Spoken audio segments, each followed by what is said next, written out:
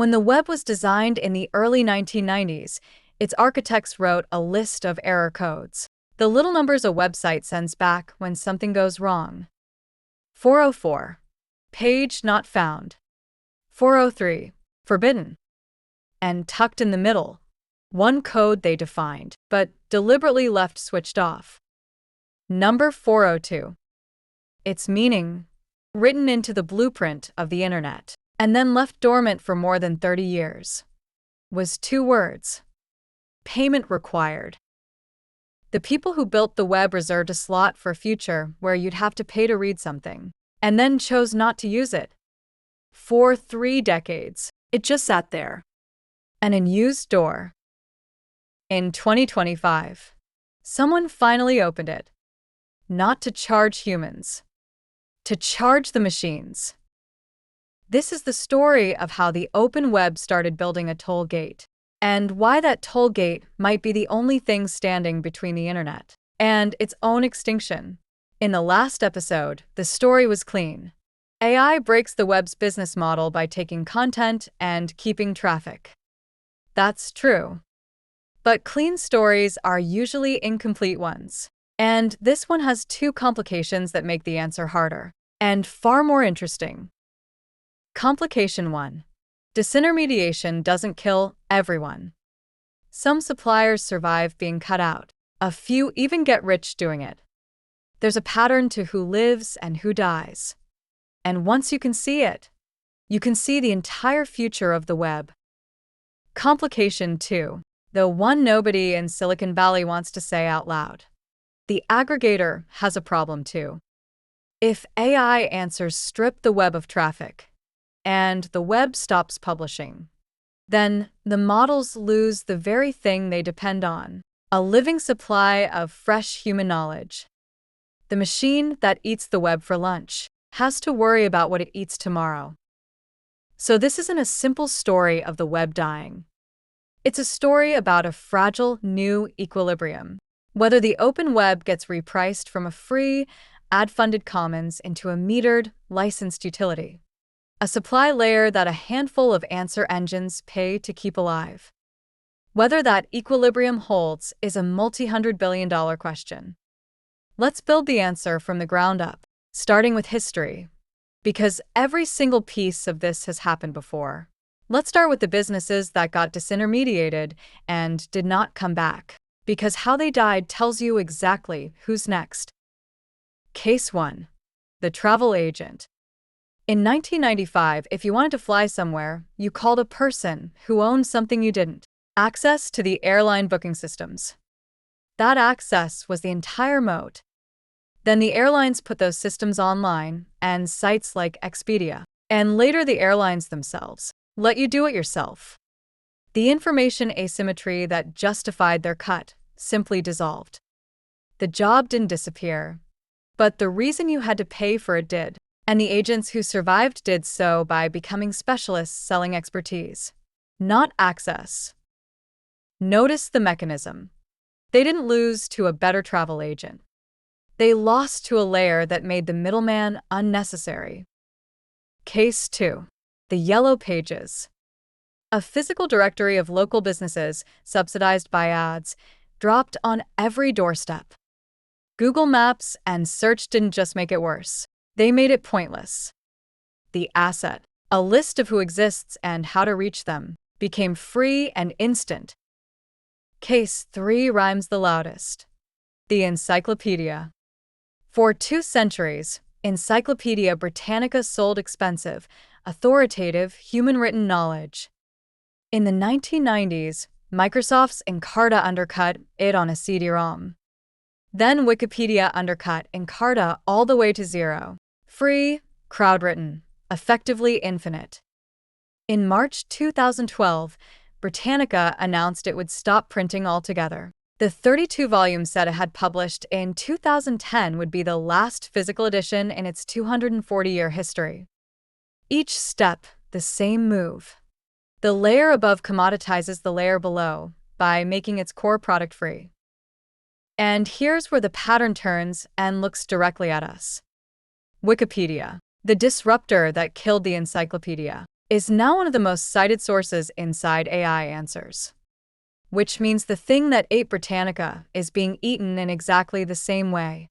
It's knowledge harvested, summarized, and served to people who never visit, never donate, never edit. The disruptor became the disrupted. That is this entire series compressed into one website's history. Nobody is permanently the aggregator.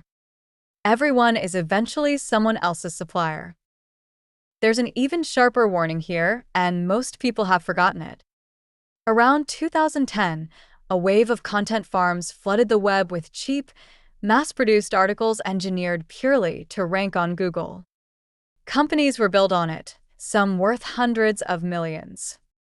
Then, on the 23rd of February 2011, Google shipped one algorithm update, Panda, that targeted thin, shallow, low-quality content. It hit roughly 12% of all US search results, and the businesses built on that traffic were gutted almost overnight. The lesson the web refused to learn. If your whole business is producing generic content for someone else's distribution machine, that machine can end you with a single decision. AI is that same lesson, at 10 times the scale. Now the case that teaches the financial lesson most brutally. Music. When Napster arrived in 1999, it didn't just enable piracy. It unbundled the album. Suddenly you didn't buy 12 songs to get the one you wanted.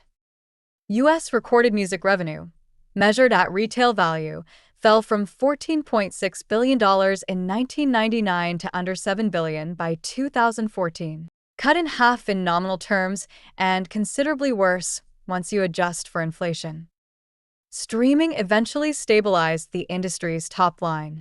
But look at the unit economics underneath. A musician now earns a fraction of a cent per stream. The industry survived. The per unit value of the work collapsed. Hold that distinction, because it's precisely what's happening to a web article right now. Still consumed. No longer paid per view.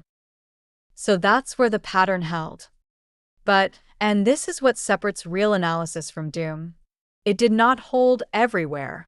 A few businesses walked straight into the disintermediation machine and came out stronger. The question is why? Because the answer is your entire investment framework. Consider the New York Times. In 2011, it was a newspaper bleeding print ads like all the others, a textbook victim. Instead of scrapping for search traffic, it did something radical. It built a paywall and bet its future on people paying directly for journalism. Everyone said readers would never pay for news online. Today, the Times has more than 13 million subscribers and a business stronger than at the height of print. It didn't beat the disruption. It stepped off the board. It stopped renting its audience from Google and started owning it. Consider Bloomberg. Its core product isn't articles on the open web. It's a terminal costing roughly $30,000 per user per year, carrying proprietary financial data that exists nowhere else. You cannot summarize your way around data you can't access. Its moat isn't traffic. It's exclusivity. Consider Netflix, which realized distributors get commoditized. So it spent tens of billions becoming the studio, owning the content itself rather than just shipping other people's. Put the survivors side by side, and a law emerges. The single most valuable idea in this episode. You survive disintermediation if, and only if, you own one of two things. Either the demand, a direct relationship with your audience that no aggregator sits between, or a supply that can't be copied or summarized because it's proprietary, exclusive, or real-time.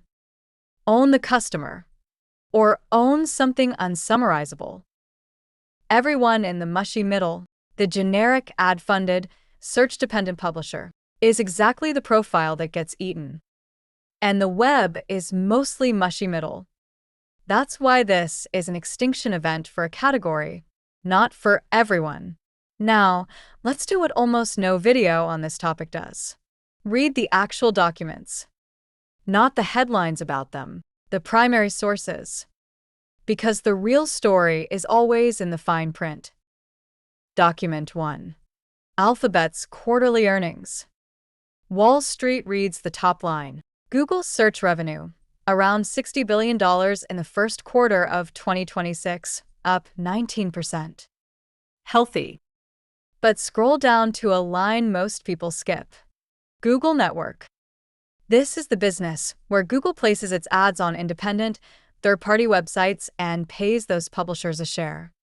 It is functionally the open web's paycheck, routed through Google. In the same quarter, search grew 19%. The network line fell 4%, and it's been sliding for years. That divergence is the single most important data point in this series. Inside one company's own filing, you can watch the platform and the ecosystem separate. The tollkeeper getting richer, while the road it was built on falls apart. The mainstream coverage reported Alphabet beats earnings. The real story was 2 lines below the headline. Document 2. The Pew Research Center study. This one matters because it's not an SEO firm with a product to sell. It's a methodical analysis of 68,000 real Google searches. The finding: when an AI summary appeared, click-through to any website dropped from 15% to 8%. And the number that should stop you cold. Users click the sources cited inside the AI answer roughly 1% of the time. Sit with that. The citation, the little link the AI shows to prove where it got the information, is almost never followed. So, don't worry, we'll credit publishers with a link. Turns out, in practice, to mean sending them almost nothing. Document 3. The traffic autopsies. Chartbeat, tracking thousands of news sites, put global Google referral traffic down about a third in a single year. Ahrefs, analyzing 300,000 keywords, found that for pages ranking number 1, the presence of an AI answer correlated with roughly a 60% drop in clicks. Different datasets, different methods, one direction. Down, steeply, wherever the AI answer appears. So the web is losing its old paycheck. Now watch it try to build a new one, because this is where our dormant door swings open. Document 4. Cloudflare. Cloudflare sits in front of roughly a fifth of all web traffic. In 2025, it did 2 things. First, it flipped the default. New sites on its network now block AI crawlers automatically. The web quietly went from opt-out to opt-in. Second, it revived that status code, 402 payment required, to build a marketplace. When an AI crawler shows up, the site can demand payment before handing over content, with Cloudflare acting as the middleman collecting the toll. Condé Nast, Time, the Associated Press, Fortune. Publishers holding a huge share of the world's professional content, lined up behind blocking by default. And here's the leverage that makes the toll credible. The number mainstream coverage completely missed. Researchers measured how many pages each AI company scrapes for every single visitor it sends back. For one major AI search product, it's on the order of hundreds of pages per referral. For some AI labs, it's tens of thousands of pages taken for each visitor returned. Think about what that does to the balance of power. If a bot sends you almost no traffic anyway, blocking it costs you almost nothing, and suddenly you hold the leverage. The old web could never charge Google because Google sent the traffic that kept the lights on. The AI crawlers send almost none. For the first time, the supplier can say, pay or leave, and mean it. Document 5. How the answer layer plans to pay for itself, because someone has to. In February 2026, OpenAI turned on advertising inside ChatGPT. Within 2 months, it was generating $100 million on an annualized basis at premium rates, around $60 per 1,000 impressions. In its pitch to prospective public market investors, OpenAI projected that line growing toward $100 billion a year by the end of the decade. Google, meanwhile, is now placing ads inside its AI answers on roughly a quarter of the results that carry them, up from almost nothing a year before. One company refused. Perplexity, an AI search startup, publicly killed its own ad program, arguing that the instant users suspect an answer is sponsored, they stop trusting it. And trust is the entire product. That disagreement is the whole strategic tension of the new web in miniature. Is the answer layer a new advertising empire, or a subscription service that has to stay clean to survive? Billions of dollars ride on which one is right. Document 6. The courtrooms, where this actually gets decided. In late 2025, Penske Media, owner of Rolling Stone, Billboard, Variety, sued Google, arguing that AI overviews force publishers to hand content to a system that then keeps their audience, and that opting out isn't a real choice because you cannot leave Google search and survive. In early 2026, Google moved to dismiss, arguing AI overviews are simply a better search product. Lawful improvement, not coercion. Penske pushed back with data. That case is live. And separately, the New York Times is suing OpenAI over whether training and answering on its articles without permission is infringement or fair use. Here's why you should care even if you never read a legal filing.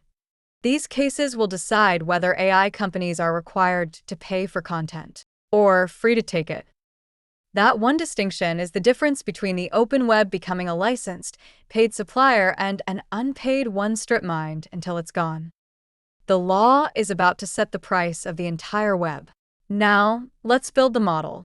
The part where you get the tools to run this yourself, not just take my word for it. We'll build one simple publisher, then break it 3 ways. Meet a mid-sized content business. It gets 10 million visits a month. 60% of that, 6 million, comes from Google organic search, which is typical. It monetizes at $15 per 1,000 page views, blending ads and affiliate revenue. Run it. 6 million search visits at $15 per 1,000 is $90,000 a month from search, a bit over $1 million a year. And that's the profitable part, because search traffic is free to acquire. Now the fact that decides everything. The writers, the editors, the hosting. Those costs are essentially fixed. They do not fall when traffic falls. Scenario 1. Managed decline. Apply the real-world shock. 1/3 of search traffic gone in year 1 and still sliding. 6 million search visits become 4. Search revenue falls by the same third. $30,000 a month gone, but costs barely move. That $30,000 didn't come off the top of a fat margin. It came off the bottom, straight out of profit. A comfortably profitable business is now break even. One more year of the same, and it's underwater. This is the reverse operating leverage from episode 1, now with numbers on it. Because costs are fixed, a 1/3 revenue cut can erase 100% of the profit. Scenario 2. The new paycheck arrives. Suppose pay-per-crawl and content licensing start replacing lost ad money. The question isn't whether it helps, it's whether it's remotely enough. Today, direct referral traffic from AI tools is tiny. For most sites, well under 3% of visits, versus the 20 to 40% search used to send. So AI referrals won't replace it. Licensing might. But do the math on scale. To fill that $30,000 a month hole with per crawl fees, you need either many AI companies paying meaningful prices per crawl or a few large licensing deals. And here's the brutal asymmetry. The big licensing deals, reportedly tens of millions a year, have gone to the handful of publishers with unique, must-have content and the lawyers to negotiate. The Times, the AP, Reddit. In other words, licensing rewards exactly the sites that were going to survive anyway, the unsummarizable ones, and does almost nothing for the generic middle. The new paycheck is real. It's just not evenly distributed. It's a lifeboat with room for the few. Scenario 3. The death spiral. And this is the one that should worry even the AI companies. If enough of the middle goes underwater, they stop publishing. Less new content means fewer sources to cite, means staler answers, means the web's collective knowledge stops refreshing. The models don't just risk running out of training data. They risk degrading the live web they pull real-time answers from. The aggregator's lunch depends on a farm it's refusing to pay to plant. That's not a publisher's problem. That's an existential problem for the answer layer itself.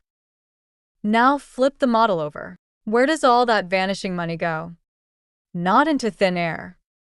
The market for advertising inside AI answers is estimated between $15 and $25 billion in 2026, growing 35 to 50% a year. One of the fastest growing categories in the history of advertising. The value the open web is losing is being recollected one layer up by whoever owns the answer. So, as an investor, the model hands you a barbell. On one end, the structural losers. Businesses whose revenue is a function of free search, clicks they don't control. On the other, the structural winners. The answer platforms capturing the new ad dollars and the toll infrastructure, the metering and licensing layer, that taxes the transition no matter which AI wins. The thin, mushy middle, generic, traffic-dependent content, is where value goes to die. Before you act on any of that, stress test it, because the future isn't fixed. It hinges on two dials. Dial 1. Regulation. If those court cases force AI companies to license content, publishers re-rate upward overnight. The open web becomes a paid supplier with pricing power, and the collapse scenario softens into a licensed equilibrium. Dial 2. How good citations get. If AI companies decide, or are forced, to drive real traffic back to sources, not the 1% click-through we see now, but 10 or 20, the barter partially reheals. Both dials are live right now, in courtrooms and in product roadmaps. So this isn't a prediction. It's a model with two dials, and you now know exactly what moves them. Which brings us to what you actually do. The 3 implications from episode 1, now with the evidence and a specific action behind each. 1. Audit for traffic dependency and treat it as a risk factor, the way you'd treat leverage. For any business you own, use, or invest in, find one number. What share of its revenue traces back to free organic search? You can estimate it. Traffic tools show the organic search share of a site's visits, and public companies increasingly hint at it in their filings. The canary is that Google network line. When a company's fortunes track third-party ad placement on the open web, it's exposed. Action. For content-dependent businesses, mark down the multiple you'd pay. For demand-owning businesses, real subscriptions, real brands, mark it up. The market hasn't fully separated these two yet. That gap is the opportunity. 2. Follow the shovels. The durable winners of a gold rush sell equipment to everyone digging. In this transition, that's the metering and licensing layer, the infrastructure standing between AI and content, taking a cut of every exchange, regardless of which model wins. Watch the companies building pay-per-crawl, content marketplaces, and the tooling that helps brands get cited by AI rather than ranked by Google. An entire discipline is being born around optimizing for the answer instead of the link. Action. When you can't tell which AI will win, own the layer that gets paid no matter which one does. 3. Build, buy, or back what can't be compressed. We proved the survivor's law. You make it through by owning demand or owning unsummarizable supply. So the checklist is concrete. Does the business have a direct relationship with its audience? An email list, an app, a membership that no aggregator sits inside? Does it own something exclusive? Proprietary data, a real community, live or transactional information, genuine original reporting? The data already rewards this. When an AI answer names a specific, trusted brand, clicks to that brand go up, not down. Recognition is becoming a moat. Action. Whether you're an investor or a creator. Stop building on rented land. Every hour spent making generic, summarizable content is an hour building an asset the machine will take for free. Every hour spent building a direct audience, or an exclusive asset, is an hour building something it has to pay for, or can't have at all. So, let's close the loops we opened. That dormant status code, 402, payment required, reserved 30 years ago and never used, is finally switching on one website at a time. It turns out the web's architects left a door for exactly this moment, a moment they could never have imagined. The day the web would have to charge the machines. And the snake eating its own tail, the AI that strip mines the web it depends on. That was never just the publisher's problem. It's the aggregator's problem. The thing that ate its source now has to decide, quickly, whether to feed it. Which resolves the question we ended episode 1 on. Who pays to keep the web alive? The answer forming in real time is that the open web is being quietly repriced. From a free commons funded by advertising into a metered utility funded by licensing, feeding a small number of answer engines that increasingly stand between you and everything you want to know. Some of the web survives as a paid supplier. Much of the mushy middle doesn't. And a few companies, the platforms and the toll booths, capture the value that millions of websites are losing. Same pattern as the newspaper. Same pattern as the encyclopedia. One layer up. But it leaves a stranger question hanging over everything we just built. If we're heading toward an internet you never actually visit, where the answer comes to you, and the source stays hidden, then who checks whether the answer is true? When nobody clicks through, the source stops being a fact you can verify and becomes a thing you simply trust. And the business of being trusted, of being the single voice that answers the world, may turn out to be the most valuable and most dangerous business ever built. That's where we go next. That's the question we take apart in the coming weeks. Subscribe so it finds you when it lands. And I want your read below. Is the open web quietly becoming a paid utility we just accept? Or is there a version of this where the web wins? Tell me where you land.